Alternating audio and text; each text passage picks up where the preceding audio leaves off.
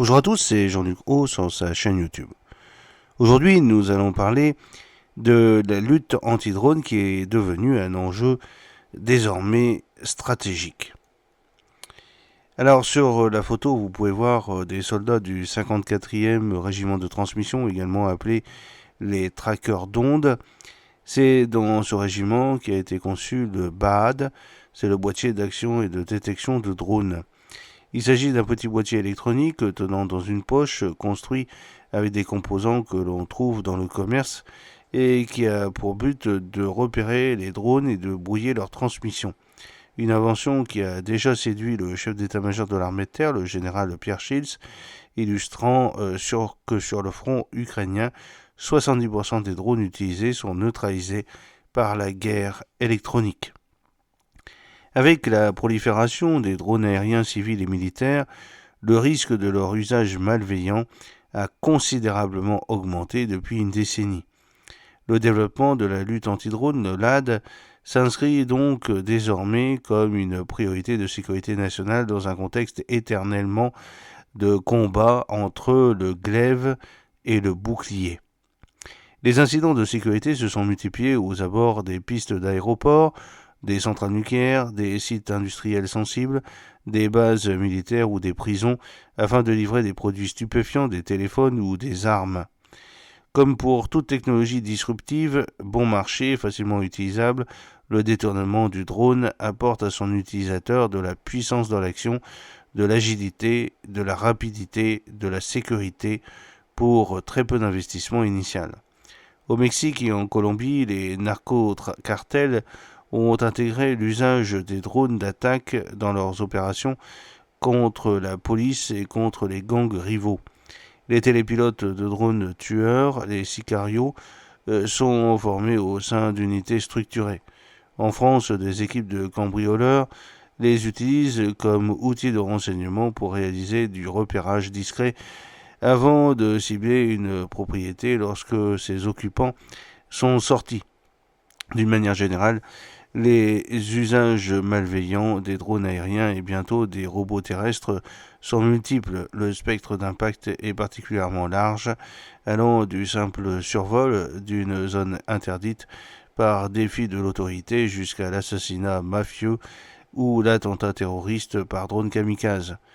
La surface de risque est importante compte tenu de la vitesse de prolifération des technologies robotiques, de leur capacité et de leur faible coût. Connaître les drones pour mieux s'en défendre.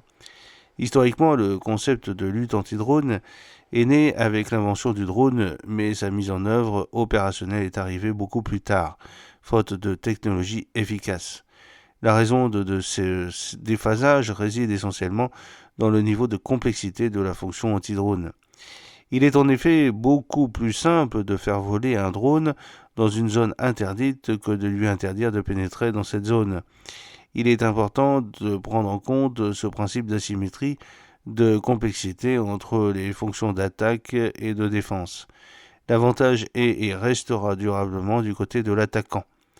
La lutte anti-drone reste longue à mettre en œuvre. Elle est aléatoire, plus onéreuse que la prise en main et l'usage du drone par un acteur malveillant. En effet, le ratio financier attaque-défense est très inférieur à 1. R est le coût de l'attaque par drone par rapport au coût du bouclier anti-drone. Une fois ce premier principe systémique posé, il est indispensable de bien connaître la typologie des drones en s'appuyant sur la veille technologique et sur les classifications existantes. Il existe ainsi une dizaine de méthodes de classification des drones aériens en fonction de leur poids, dimensions, caractéristiques de vol ou des réglementations locales.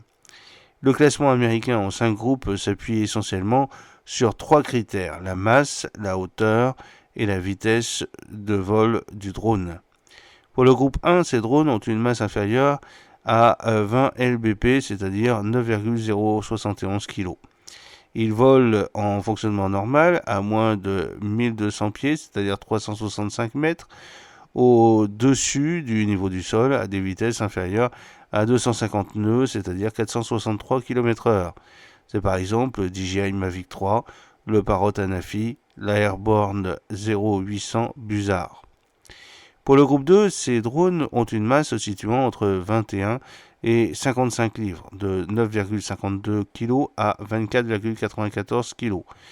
Ils volent normalement en dessous de 3500 pieds, c'est-à-dire 1067 mètres, et à une vitesse inférieure à 250 nœuds, c'est-à-dire 463 km/h.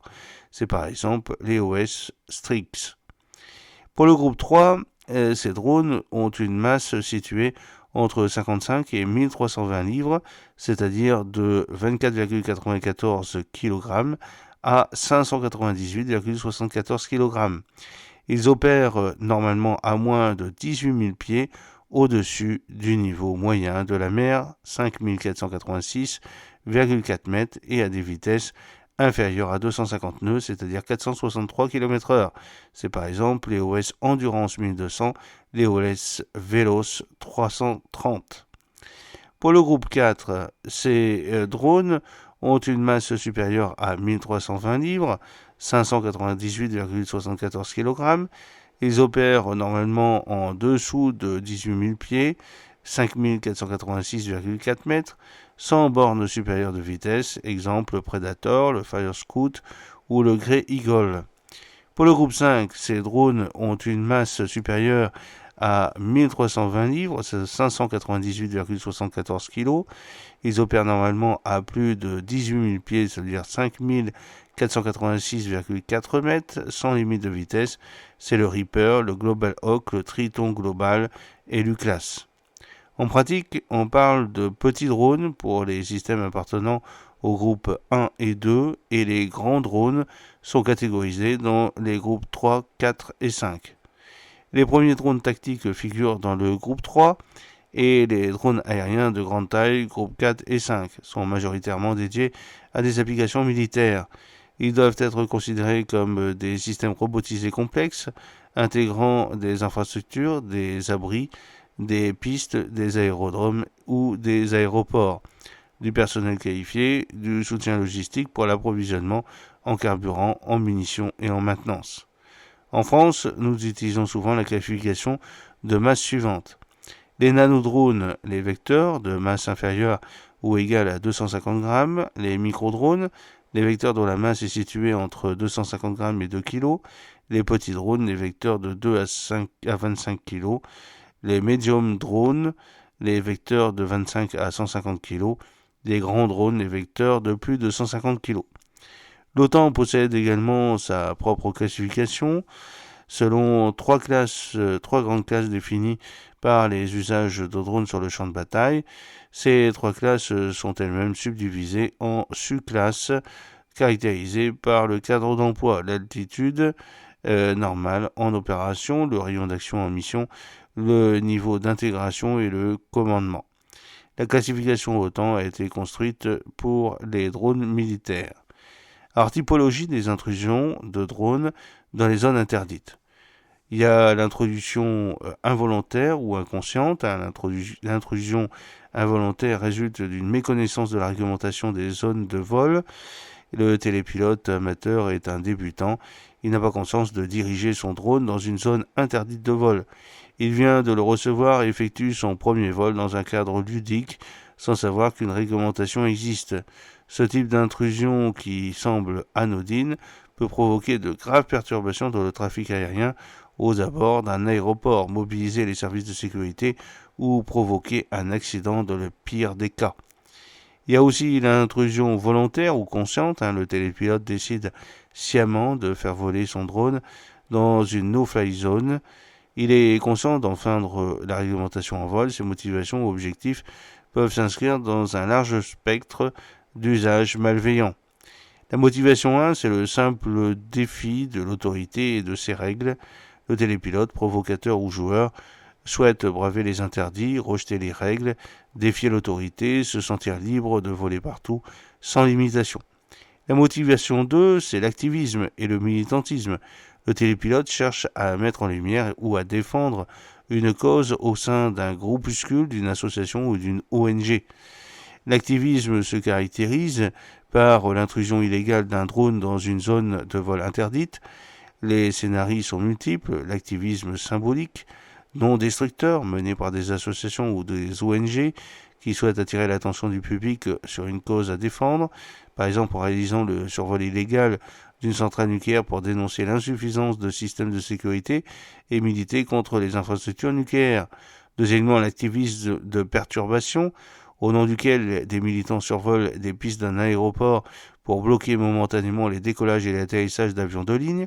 Troisièmement, l'activisme destructeur, dans lequel le télépilote utilise son drone comme un projectile pour détruire un dispositif considéré comme une cible, une caméra de surveillance, une antenne 5G, un panneau d'affichage. La motivation 3, c'est l'opération civile de délinquance, de criminalité et du grand banditisme. Le télépilote utilise un drone pour réaliser une opération illégale, par exemple pour la livraison de produits stupéfiants et de téléphones auprès de détenus ou en surveillant la cour d'une prison pour effectuer un repérage des allées et venues d'occupants d'une maison ou d'un entrepôt avant son cambriolage. Un drone porteur de charges explosives peut être utilisé pour tuer ou blesser une personne ou un groupe de personnes ciblées par un groupe criminel. La motivation 4, les opérations d'espionnage étatique ou industriel.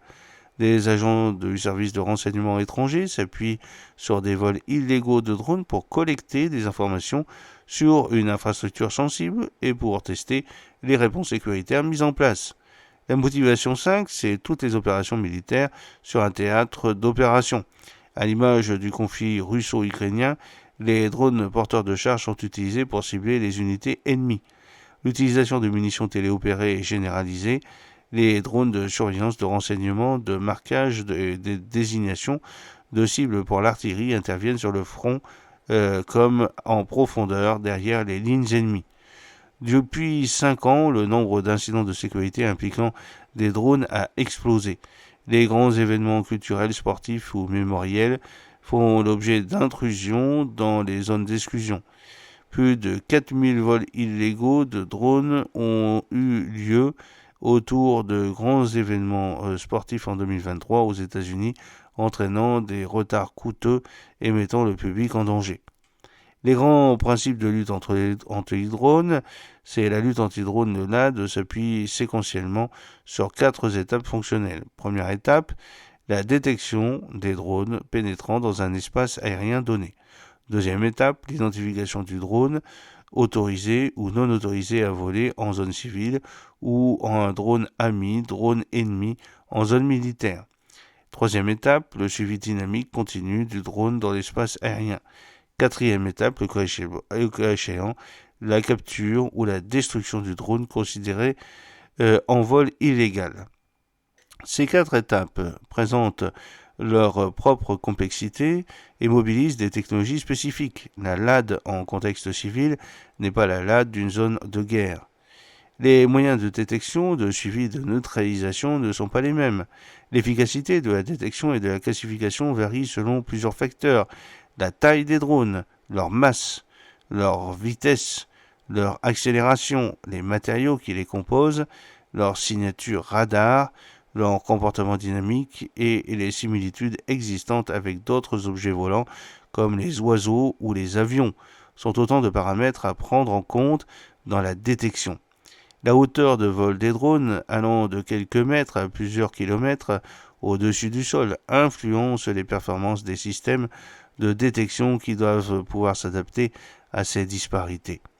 Le contexte d'emploi du drone, les conditions environnementales, les conditions météorologiques, les obstacles urbains, le terrain et l'éclairage peuvent réduire l'efficacité des algorithmes de détection et des capteurs, conduisant à des classements en faux positifs ou faux négatifs.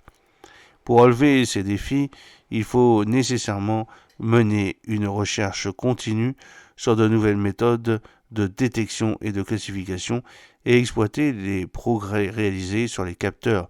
Une collaboration étroite entre les spécialistes de l'intelligence artificielle, de la vision par ordinateur et du traitement de signal est essentielle pour développer des solutions efficaces. Les technologies de détection des drones. Le croisement d'expertises multiples interdisciplinaires garantit le niveau d'efficacité des dispositifs de détection et d'identification des drones. Premièrement, la détection radar. Le système radar utilise des ondes électromagnétiques pour détecter, localiser des objets, caractériser la distance, la vitesse, l'azimut et l'élévation. Le radar actif transmet et reçoit des signaux alors que le radar passif s'appuie sur des sources de signaux externes.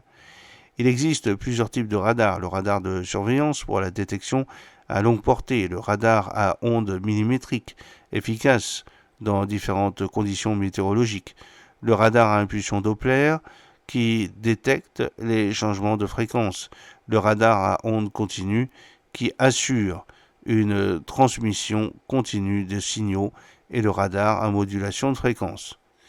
La détection basée sur les radiofréquences, les RF. Ce détecteur s'appuie sur les radiofréquences pour détecter les drones en capturant les signaux RF émis par l'électronique embarquée. Il utilise deux récepteurs pour capturer les signaux des drones et des contrôleurs. Il détecte les drones dans des zones d'exclusion aérienne en interceptant les signaux de communication entre les drones et la station au sol. La détection acoustique, les microphones. Ce détecteur s'appuie sur des signatures acoustiques distinctes engendrées par les drones, notamment celles des pales d'hélice. Il s'appuie sur des capteurs audio, des micros spécialisés pour capter les bruits des drones en analysant la fréquence, l'amplitude, la modulation et la durée pour la détection. Le micro peut identifier les drones en fonction de différentes caractéristiques telles que la taille, la vitesse et l'altitude en utilisant des algorithmes d'apprentissage automatique pour la classification. La détection basée sur la vision multispectrale avec des caméras spécifiques. Ce détecteur s'appuie sur des caméras multispectrales pour produire des images de zones aériennes potentiellement traversées par un drone. Ces images ou vidéos sont ensuite analysées par des algorithmes de vision artificielle et de détection automatique d'objets drones. La vision des capteurs et autres méthodes. Le principe de la fusion des différents capteurs repose sur l'utilisation et le croisement de plusieurs méthodes de détection. On parle de détection multimodale en croisant par exemple des capteurs de type caméra avec des capteurs audio ou de l'imagerie radar avec de la vision artificielle ou de capteurs RF avec de l'image et de l'analyse vidéo. Ces croisements améliorent les performances de détection, de suivi et de classification des drones. D'une manière générale, la fusion des capteurs augmente la robustesse et la précision des systèmes de détection. Les progrès de la 5G, de l'IoT, Internet des objets, et la détection à partir des radiofréquences utilisant les empreintes Wi-Fi contribuent à l'amélioration des performances de la détection. L'identification du drone. Lorsqu'un drone a été détecté par un capteur, la phase d'identification intervient avec l'objectif de répondre aux questions suivantes. Ce drone est-il enregistré, immatriculé? A-t-il une autorisation de vol dans cette zone aérienne, à cette hauteur, à cet instant? Si la zone est interdite de vol, de quel type de drone s'agit-il? Quelle est sa trajectoire? Sur le champ de bataille, on parle de FFI, pour Friend or Foe Identification, ou identification ami-ennemi appliquée aux drones. Les technologies FFI existent depuis la Seconde Guerre mondiale et équipent les avions de combat. Elles s'appuient le plus souvent sur des transpondeurs qui échangent avec une base de contrôle terrestre ou entre aéronefs d'une même armée, les FFI OTAN. L'adaptation des dispositifs FFI au monde des drones s'avère complexe. Des mini-transpondeurs ont été développés et sont commercialisés, mais ils sont essentiellement destinés aux grands drones, les groupes 3, 4 et 5. Plus le drone est petit, plus l'identification FFI est difficile à mettre en œuvre et le constructeur de petits drones de groupe 1 et 2 est confronté à plusieurs défis. Le défi du poids du drone et de sa charge utile, diminué par le poids d'un micro-transpondeur. Le défi énergétique embarqué face à la consommation propre du FFI. Le défi de la puissance de calcul embarquée, la puce dédiée. Le défi du coût du FFI embarqué par du drone non sacrifiable ou du drone sacrifiable. Les défis physiques et aérologiques, vibration, vélocité, contexte brouillé, les défis cryptographiques et chiffrement, la question de la non-répudiation. Les solutions de FFI dédiées aux petits drones sont en cours de développement. Elles s'appuient sur des approches complémentaires, radiofréquences, puces embarquées, blockchain, intelligence artificielle de computer vision, à partir de capteurs existants, caméras embarquées et systèmes de liaison avec la base terrestre. Alors, le suivi du drone. Lorsqu'un drone est détecté dans une zone interdite de vol, il est indispensable de disposer d'un dispositif de trajectoire qui ne perde pas le drone. Ce suivi repose sur des systèmes radars, des capteurs acoustiques, micro, des caméras multispectrales. En zone urbaine, les murs et constructions rendent ce suivi très complexe, notamment pour de petits drones évoluant à faible hauteur de vol ou slalomant entre les bâtiments. L'intelligence artificielle Computer Vision permet de renforcer ce suivi à partir de modèles de prévision de trajectoire. Les capteurs suivent le drone. Lorsqu'ils le perdent, le modèle d'intelligence artificielle calcule la trajectoire la plus probable quand le drone n'est plus visible, puis dirige les capteurs vers le point de réapparition attendu du drone. Alors, vous avez une petite photo montrant l'écosystème drone de Thales. Alors ensuite, vous avez la neutralisation du drone ennemi ou interdit de vol. Il s'agit de la dernière étape du processus de détection, identification, suivi, destruction. La neutralisation des drones doit être effectuée en conformité avec la législation en vigueur.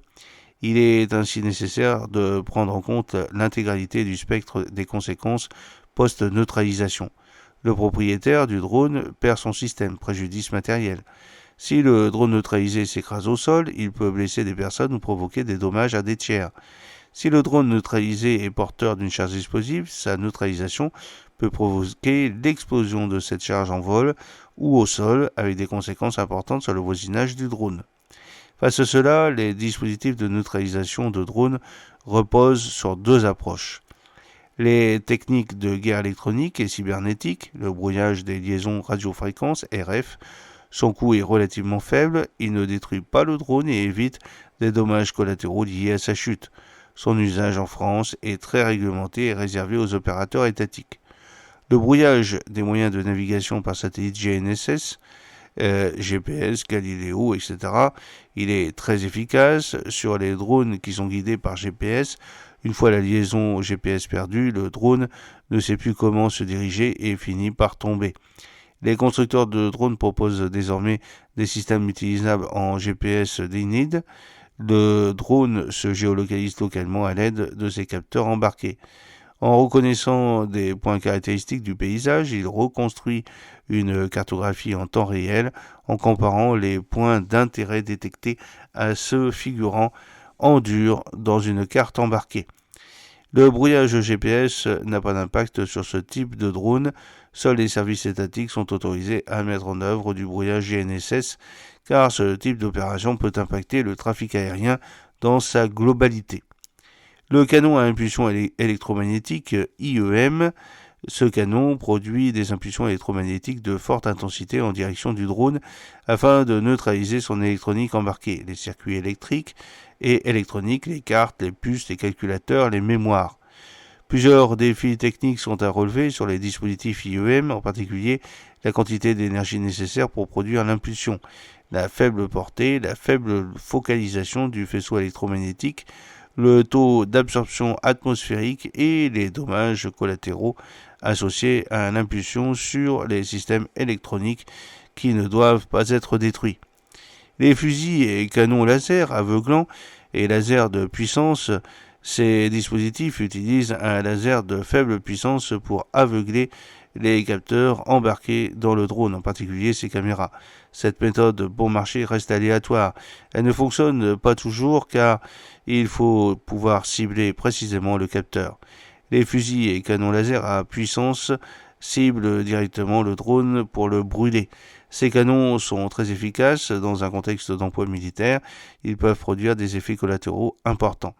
La prise de contrôle du drone par piratage, le hacking, du système de pilotage. Cette méthode repose sur l'exploitation de potentielles failles de sécurité du logiciel embarqué du drone ou de sa liaison avec sa base terrestre. L'efficacité de cette approche reste très aléatoire car les constructeurs cybersécurisent de plus en plus leurs produits. Alors l'interception physique ou cinétique, les moyens antiaériens sol-air classiques, il s'agit de la méthode à l'ancienne mobilisant des outils antiaériens classiques, parfois rudimentaires, opérés essentiellement en zone de guerre. Le fusil automatique tirant sur le drone, la mitrailleuse 12-7, le canon antiaérien, les missiles d'interception sol-air. Plusieurs drones-outils ont été interceptés en mer Rouge au large du Yémen en mars 2024 par l'armée française. Les neutralisations ont été réalisées par hélicoptère au canon de 76 mm ou par lancement de missiles Aster. Les filets anti-drones, cette méthode est particulièrement adaptée à la LAD en milieu civil. Le principe repose sur un fusil lance-filet à faible portée de 20 à 200 mètres. L'opérateur doit à la fois viser juste et vite. La récupération en douceur du drone permet à la fois d'éviter les dommages collatéraux liés à sa chute, de mener une enquête d'identification sur le drone. L'armée russe vient de développer des cartouches de chevrotine anti-drone contenant un mélange bien dosé de poudre noire et de filets textiles déployables au moment de l'impact. Les vautours agiles et rapaces des expérimentations ont lieu au Moyen-Orient par conditionnement animalier d'un rapace à l'interception de petits drones en vol. En France, cela a été fait aussi par l'armée de l'air, mais cela a été abandonné. Trop souvent, l'interception du drone a provoqué des blessures sur le rapace. Il s'agit d'une méthode exotique qui peut intervenir qu'en complément d'un dispositif de LAD efficace. Les drones intercepteurs de drones, les DID, le principe repose sur le développement de drones raceurs, intercepteurs capables d'être lancés automatiquement depuis une base de décollage, de voler très vite en mode poursuite de cible et de rattraper le drone hostile et de le percuter à grande vitesse. La destruction repose sur le choc et l'énergie cinétique dissipée. C'est aujourd'hui la méthode la plus prometteuse de la LAD car elle offre de nombreux avantages. La scalabilité des drones intercepteurs face à une attaque en essaim impliquant un grand nombre de drones hostiles, le système oppose un nombre adapté supérieur d'intercepteurs. On parle alors de système de défense SCS, Swarm Counter Swarm ou essaim anti-drone. Voilà, je vais vous laisser pour cet premier épisode. J'espère qu'il vous a plu. N'oubliez pas de cliquer sur le pouce pour la promouvoir, de vous abonner si ce n'est pas encore fait et de partager cette vidéo sur vos réseaux sociaux. À très bientôt pour l'épisode 2. Fidèlement, Jean-Luc Haut.